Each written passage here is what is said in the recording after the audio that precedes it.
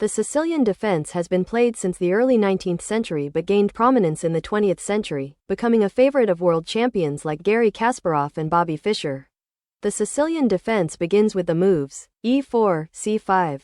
We take control over this central square, and as we expect white to play pawn to d4 at some point, we aim to trade our flank pawn for their central pawn. This trade provides a long-term positional advantage. In the dragon variation, white typically plays pawn to d4 to open up their bishop. Black achieves the desired pawn trade, exchanging the flank pawn for the central pawn. After that, black develops with knight to f6, attacking the d4 pawn. White defends the pawn, and black plays pawn to g6. Black plans to fianchetto their dark squared bishop, as it would be difficult to develop otherwise. From the g7 square, this bishop will exert long-term pressure on white's knights, other pieces, and potentially the queenside. The dragon variation is named after the Draco constellation because black's pawn structure, with the pawns on c5, d6, e7, and g6, resembles the constellation. White usually continues with bishop to e3, and black places their dark squared bishop on g7.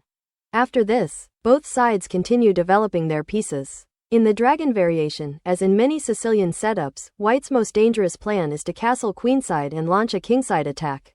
White plays pawn to f3, which defends the e4 pawn and prevents black from placing either a bishop or knight on certain key squares. Black continues development knight c6, and white plays queen to d2, preparing to castle queenside. Both sides castle, leading to a very dynamic middle game position. White often develops the light squared bishop to c4, placing it on an active diagonal. Once black continues their development, white proceeds with queenside castling. With opposite side castling, both sides typically launch aggressive attacks on each other. White's main attacking plan involves advancing the kingside pawns with pawn to h4 and pawn to h5, aiming to trade pawns and open the h-file for the rook. White also frequently plays bishop to h6 to exchange black's dark squared bishop, which is the main defender of the black king. This simple yet effective attacking plan makes the dragon variation of the Sicilian defense dangerous for black if they are not well prepared. However, with accurate play, black has strong counterplay, leading to a sharp, dynamic, and highly complex battle. As described by a famous saying, the dragon variation is not an opening for the faint-hearted or those who prefer passive play. It's a bold choice for players who enjoy exciting and aggressive games. In this case, black begins with knight to c6, and after white plays pawn to d4 and the pawns are exchanged in the center, black fianchettos their kingside bishop with bishop to g7, aiming to pressure white's center and queenside. White continues with knight to c3, and black develops with bishop to g7, hitting the knight on d4. White needs to defend it, and then black plays knight to f6. So far, the moves resemble the dragon variation, but with one key difference: black's pawn remains on d7 instead of d6. This subtle distinction becomes crucial. If white tries the standard attacking plan by playing pawn to f3 and queen to d2, preparing for queenside castling, their setup fails because black can immediately strike in the center with pawn to d5. Since black did not waste a tempo playing pawn to d6, they can break in the center with one move, disrupting white's plans. This central break with pawn to d5 puts significant pressure on white.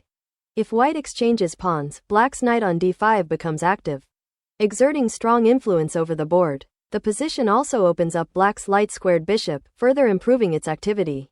Black's queen becomes active, and the overall position favors black. Additionally, black can bring the queenside bishop into play with bishop to f5, further increasing the pressure. This is exactly the type of active and dynamic play black seeks in all variations of the dragon. Next up is bishop to c4. Here, white plays as if black had played pawn to e5 instead of using the Sicilian defense.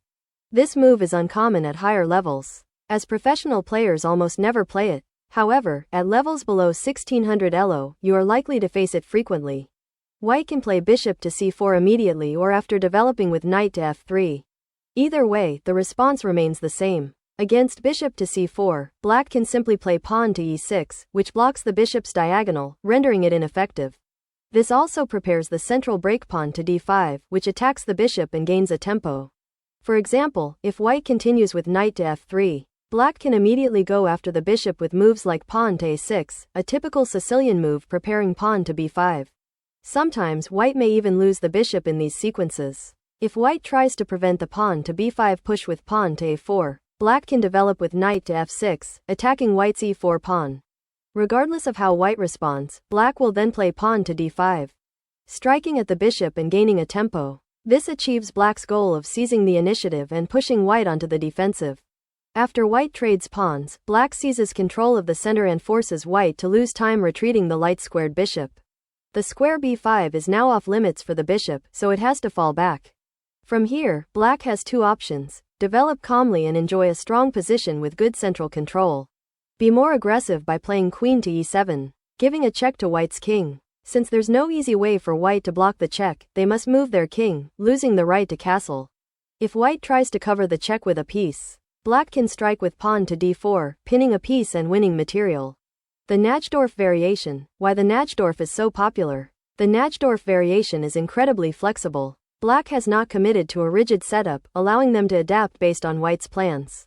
The only essential move black plays early is knight to f6, while the rest of the position remains open to various possibilities. If white develops with moves like bishop to c4, black can counter with pawn to b5, gaining space, attacking the bishop, and preparing to drive white's knight from c3 with pawn to b4.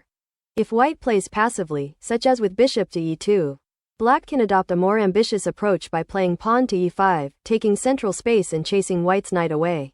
The pawn on a6 supports this plan by controlling the b5 square, ensuring white's pieces cannot occupy it. However, if white plays actively, such as with bishop to g5, pinning the knight, black must reconsider. Playing pawn to e5 could leave the d5 square weak. So instead, black can opt for pawn to e6, reinforcing the knight and controlling critical squares like d5. Key strength. The beauty of the Najdorf lies in its flexibility. Black has the freedom to choose setups depending on white's responses, ensuring a dynamic and adaptable approach to the middle game. This flexibility makes it one of the most respected and powerful lines in the Sicilian defense. The classical variation of the Sicilian defense. It is named this way because black follows traditional chess principles by developing their minor pieces in a classical manner. Black plays knight to f6, attacking white's e4 pawn. And after white defends it with their knight, black plays pawn to d6, opening the diagonal for the dark-squared bishop. This is the foundation of the classical variation and is a solid way to play the Sicilian defense. However, if white develops aggressively with bishop to g5, they gain a slight initiative. This is why the classical variation, while playable, is not as popular as other Sicilian setups. That said, at most levels of play, opponents will often opt for bishop to e3, preparing queenside castling and following plans similar to those used against the dragon variation. In this case, black has a fascinating opportunity to counter white's plan. Black can play knight to g4, attacking white's bishop and threatening to disrupt their pawn structure. If the bishop retreats, black follows up with queen to b6, targeting the b2 pawn and the knight on d4 simultaneously. In many games, white reacts by moving the knight, either retreating to b3 or exchanging it on c6. However, instead of recapturing on c6, black surprises white with queen to f2, delivering a sudden checkmate. This sharp tactical motif has occurred in countless games and is a key reason the classical variation remains a dangerous weapon for black at all levels.